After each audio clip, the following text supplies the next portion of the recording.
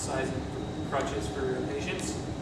And you can't get them out, let's say they're lying on the ground and you can't get them standing up. Just take their height and subtract 16 inches, and that will take you the height of the crutch.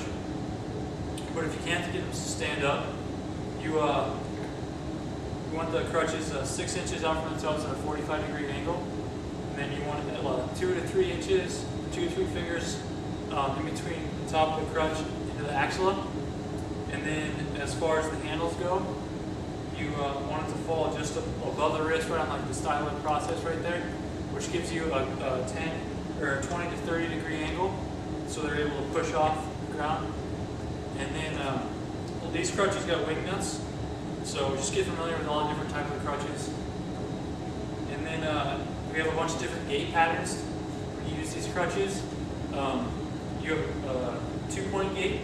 This simulates walking the best. It's where you step contralateral, so you start with one crutch and your foot at the same time. So at the same time, the opposite crutch and the opposite leg go together. And then you have a 3-point gait, and this is where a patient is non-weight bearing. So let's say he like broke his ankle or something. So you start with the crutches out and you swing to the crutch, so just level with the crutches here, and push off with your hands on the crutches. And then you have another 3-point gait. It's called a modified 3-point gait. This is where your patient is partial weight bearing. So first one, you bring the crutches forward with the affected leg at the same time. So it's like this. Making sure that they don't put too much weight through their affected leg.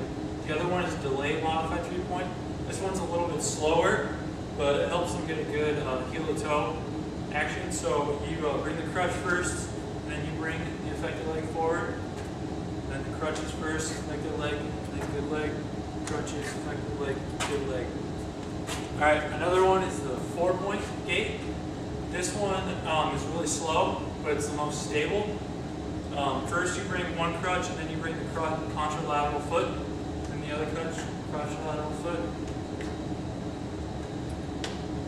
It's a little slower, but it's the most stable, because you always have 3 points of contact on the ground at the same time. And then you have the swing to and swing through, which is mainly for your paraplegics. The swing to is where the paraplegics will use their arms, push off the crutches, and swing to the crutches, like this. And then a little more advanced one for paraplegics is the swing through, where you use your momentum and you use your elbow flexion or your back extensions to bring your the crutches back through, like that. That's about it. One thing that a lot of patients do is they rest their axles on the crutches, and this can impinge nerves and arteries in there, so don't really go up and do that, because that can end up hurting the patient long term. Do you have any questions?